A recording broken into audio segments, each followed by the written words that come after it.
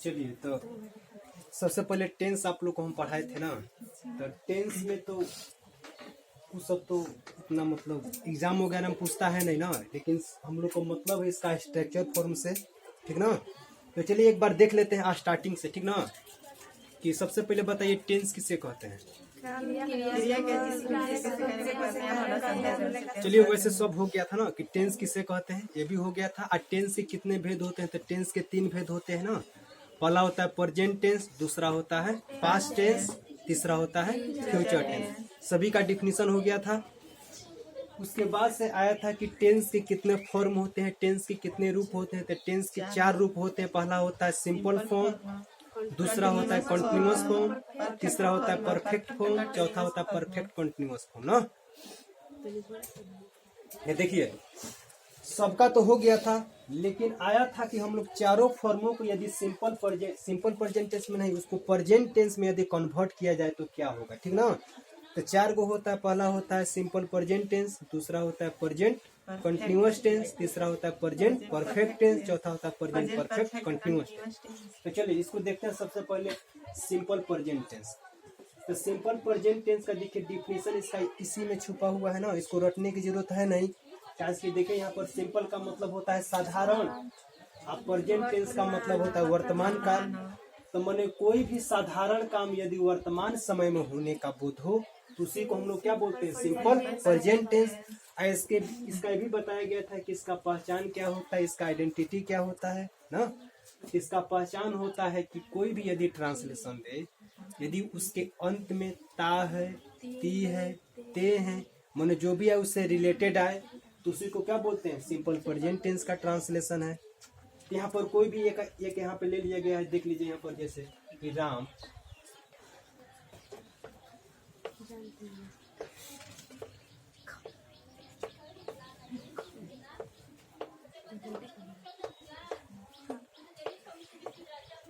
राम खाना खाता है। तो देखिए यहाँ पर ता है आया ना, कि कौन सा टेंस का ट्रांसलेशन होगा, सिंपल प्रेजेंट टेंस का। तो यहाँ पर बनाया भी गया है राम इट्स फूड। तो यहाँ पे बताइए इट्स क्यों लगा,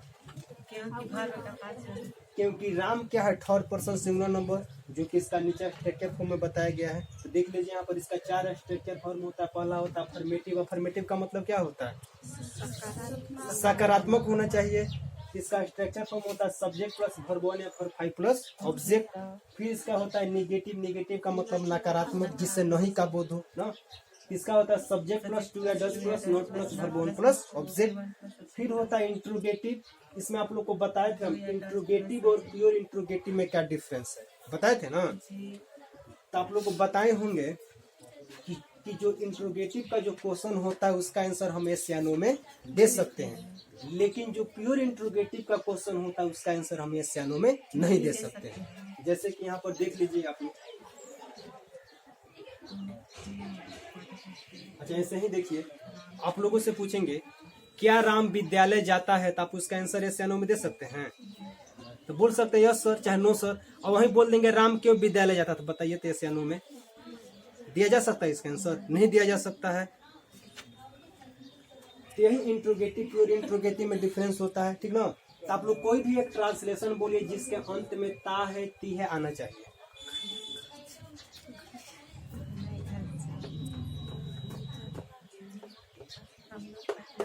कोई भी बोलिए। हम लोग पटना जाते हैं। हम लोग पटना जाते हैं।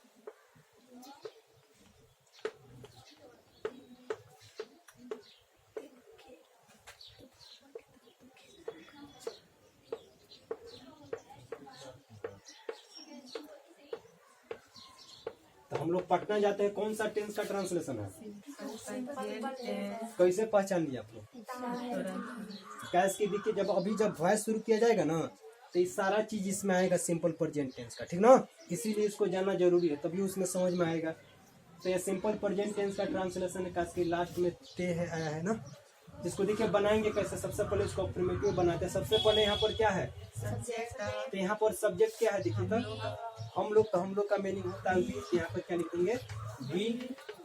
तो आप लोग बहुत कुछ क्या करते हो, वी के साथ आर का प्रयोग आप लोग कर देते हैं ना, लेकिन देखिए इसमें आर और का कहीं प्रयोग करना है नहीं। उसके बाद से V1 या V5 में से आपको चूज करके इसमें बताना है, लिखना है ना।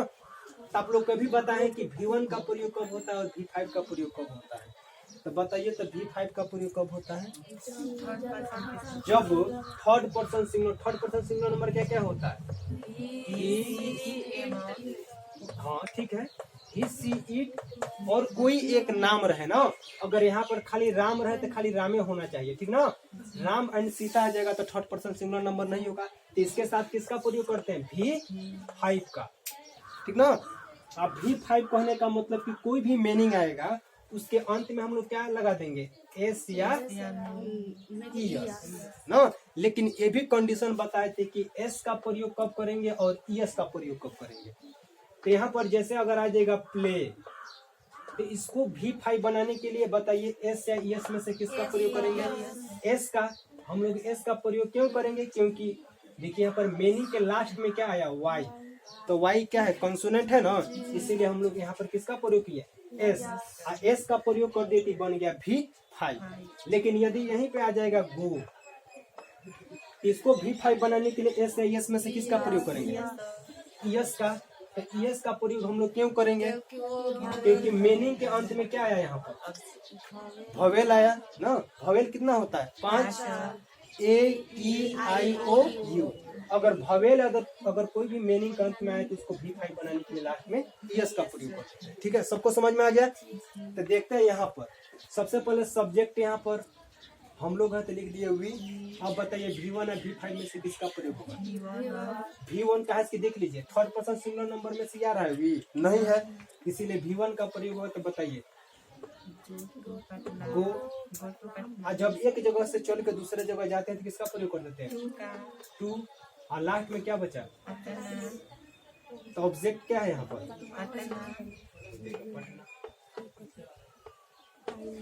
सबको समझ में आया ना? देखो यहाँ पर अगर इसी को अगर निगेटिव बना रहेगा तो निगेटिव बन जाएगा। निगेटिव का कोई एक ट्रांसलेशन बताइए इसी का। हम लोग पटना नहीं जाते हैं, इसको बनाए तो कैसे बनेगा? हाँ, इसमें भी कंडीशन है, देख लीजिए। सबसे पहले सब्जेक्ट क्या है यहाँ पर? वी, लिख देंगे we.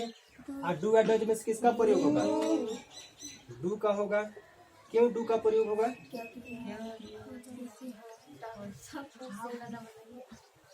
Third person singular number नहीं है ना, इसलिए डू का प्रयोग हो जाएगा। डू आए देखो यहाँ पर। उसके बाद से देखिए डू या डज में से डू का प्रयोग हो गया। अब बचा क्या? नॉट। वर्ब वन गो हो जाएगा। टू पटना।